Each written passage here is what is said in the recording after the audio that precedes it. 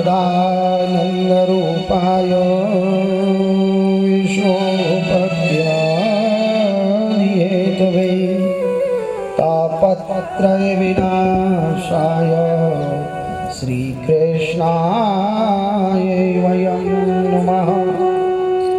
यं प्रव्रजन्तमनुपेतमपेतकृत्य द्वैपायनो विरहकातर आजुहाव पुत्रेति तन्मयतया तरवो विनेन्दो इस्तं सर्वभूतिहृदयं मुनिमानतोषि यः स्वानुभावमखिलं श्रुतिसारमैकं मध्यात्मदीपमतितितीर्षतां तमोन्दं संसारणीया पुराणगुह्यं तं व्याससूनुमुपयामि गुरुम्। एवं सम्मोहनं विष्णु विमोहं विश्वमोहनं स्वयमेव मया योऽपि स्वयमेव विमोहिता। क्लीं देव कामदेव कामबीजशिरोमणि श्रीगोपाल महिपाल सर्वभेदाङ्गपारग कृष्ण कमलपत्राक्ष कृष्ण कमललोचने कृष्ण कामि सदा कृष्ण समस्त प्रियकारक गंगा तरंग रमणीय जटाकलापं गौरी निरंतर विभूषित वामभागं नारायण प्रियमनंग मंदापहारं वाराणसीपुरपति भज विश्वनाथम्। अवंतिकाया विहितावतार मुक्ति प्रदानाय च सज्जनानाम् अकाल मृत्यु परिरक्षणार्थं वंदे महाकाल महासुरेशम्। पवनतनय संकटहरण मंगलमूर्तिरू राम लखन सीता सहित हृदय बसो सुरु। बोलिए श्री हनुमान जी महाराज की जय हो। द्वारकानाथ की जय हो। गोवर्धन महाराज की जय हो। क्षिप्रा मैया की जय हो। सिद्धनाथ महाराज की जय हो। श्री गढ़कालिके माता की जय हो। श्री भैरव महाराज की जय हो। भागवत महापुराण की जय। श्री वेदव्यास भगवान की जय हो।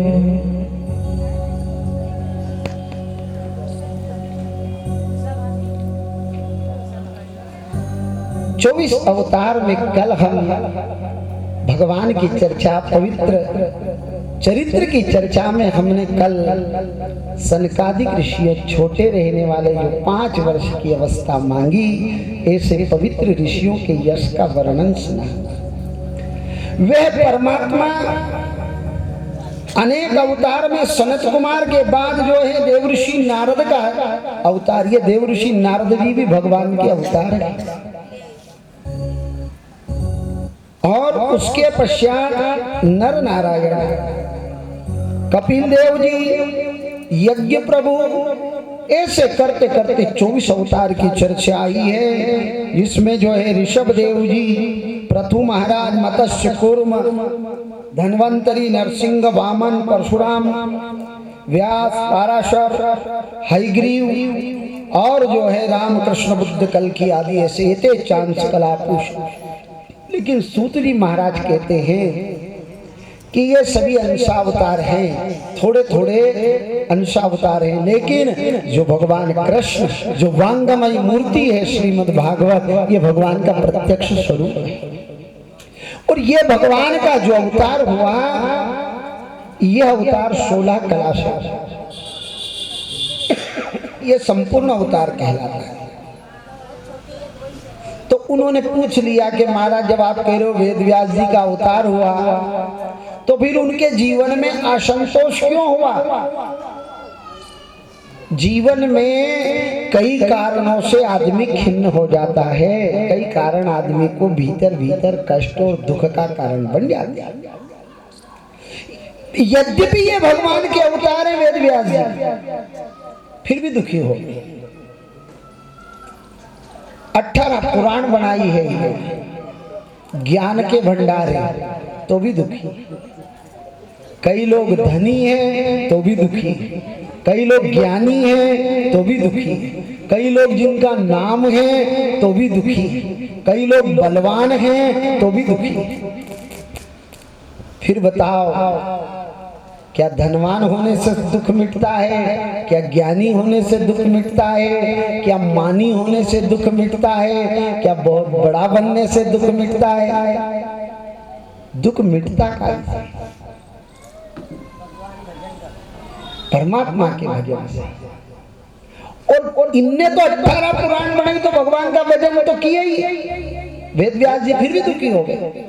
कई लोग रोज मंदिर में घंटी बजाते हैं, रोज भगवान का स्मरण करते हैं, यद्यपि फिर भी दुख नहीं छूटता है।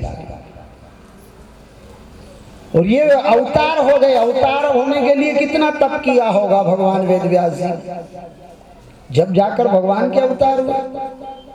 तो तप भी है, ज्ञान भी भंडार है और भजन भी बना हुआ है। अथाह समुद्र है जिस ज्ञान के, जिनने वेद का परिवर्तन कर दिया। सारे वेद समझ में आना बंद हो गए लोगों को। ब्रह्मा जी के जो निकाले गए वेद थे वो आम आदमी के बस में नहीं बचे, तो ये वेद व्यास जी भगवान स्वयं वेद व्यास के रूप में आकर के फिर उन वेदों को कन्वर्ट किया पुराणों में। फिर पुराण समझ में नहीं आने लगी, फिर उसमें से गीता को कन्वर्ट किया। फिर गीता में क्लिष्ट हो गई तो उसमें से फिर अलग अलग चरित्र मानस आदि जो ग्रंथ हैं वो आए। तो ऐसे ग्रंथ होते होते होते होते ये ज्ञान जो सरलतम ज्ञान है, और गुरु यही करता है। गुरु का कर्तव्य है कि ये बहुत ऊपर की चीजें हैं, अपने मानस में बहुत हल्के, अपने व्यवहार में ला करके हमारे घर में ये ज्ञान कहाँ है ऐसा करके सरल करके उसको समझा देता है। यही सदगुरु का एक परम नियम। इसलिए हम उदाहरण करके क्यों लेते हैं कि हमको वहां अनुभव है, वहां किया हुआ है और वो तत्काल हमको समझ में आ गया। लेकिन बात पुराण की है, अर्थ पुराण का है, मूल तत्व पुराण की बातें हैं। अब यहाँ बहुत बड़ा कारण निकला। देव ऋषि नारद घूमते घूमते आए। जब ज्ञानी दुखी हो जाते ना तो भगवान को चिंता पड़ जाती है। कब कब चिंता हुई भगवान को? सत्यनारायण की कथा में चिंता हो गई। कश्चित काशीपुरे रम्य हासित विप्रौति निर्धन क्षुत्रुण व्याम व्याकुलो भूत्वा नित्य ब्राह्म भूत दुखितम ब्राह्मणम दृष्ट्वा भगवान ब्राह्मण प्रिय।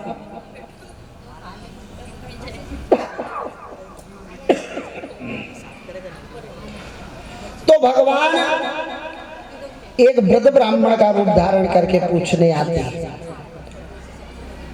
तो भगवान को चिंता हुई, ऐसी देव ऋषि नारद को भी चिंता हो गई कि ज्ञानी आदमी दुखी हो गया है। अब ज्ञान में क्या हुआ? ज्ञान बहुत सबको रहता, भजन सभी करते हैं साहब, पर सुख का मार्ग क्यों नहीं खुलता? कोई ऐसा हम कह सकते हैं साहब इस अवंतिका में रहने वाला और भगत नहीं होगा, भगवान को मानता नहीं होगा, ऐसा किसी को कह सकते हैं क्या? कि इस अवंतिका में रहकर कोई क्षिप्रा नहीं नहाता होगा? ऊपर से देवता तो सोचते होंगे अमरावती के लोग हैं, यमराज से कह दिया ऊपर से कि महाकाल वहां जो है काल की जरूरत ही नहीं है, तुम मत जाना। अवंतिका के लोग हैं, क्षिप्रा स्नान करते हैं, दान करते हैं, पुण्य करते हैं, सत्संग करते हैं, इतनी दूर से भी करंट लगता है, उनको मत चले जाना नहीं तो तुम फाल्ट हो जाओ। बेचारे यमराज तो अवंतिका को देख कर ही नहीं आते होंगे साहब। हाँ, ये अवंतिका की महिमा ऊपर स्वर्ग में अमरावती में गाई जाती है, छोटी मोटी नगरी थोड़ी है। इसका वर्णन लोग वहां बैठ कर करते, अमरावती कैसी है, बच्चा बच्ची पूछते होंगे भगवान का छोरा छोरी उनसे, लक्ष्मी नारायण जब बैठते होंगे तो उनका बच्चा बच्ची उनसे पूछते हैं कि बताओ उज्जैन कैसी है, अवंतिका कैसी है, जिसको तुम अमरावती कहते हो। तो भी कह के बेटा वहां के वैष्णव लोग इतने दूर हैं कि अगर कोई पापी छू देना तो उसका उद्धार हो जाए, इतने तेजस्वी लोग हैं वहां महाकाल बसते हैं, और काल को तो जाने की आज्ञा नहीं है वहां। जाएगा भी तो मेरे से पूछ करके जाएगा कि मैं जाऊं कि नहीं जाऊं। ऐसी अवंतिका की महिमा है। तो तात्पर्य ये है मेरे भाई बहन कि भगवान देवर्षि नारद को चिंता हुई, ज्ञानी दुखी हो जाए, अज्ञानी तो दुखी है ही जीवन में। अज्ञानी का तो अपन वो तो दुख का भंडार है अज्ञानी का, पर ज्ञानी दुखी हो उसमें कोई रहस्य रहता है। तब देवर्षि नारद भगवान वेद व्यास के पास आए, पूछा महाराज क्या है। तो फिर दुखी आदमी से पूछो नहीं तो फिर होगा कने एक दो टोपला नहीं होगा कने तो ठेला भरिया रे, फिर जो निकालवा लगे तो एक दफोर नहीं तो पूछ जो भी मत। कोई दुखी आदमी कने बैठो ने फिर को मारे जल्दी है तो दुख वालों पहले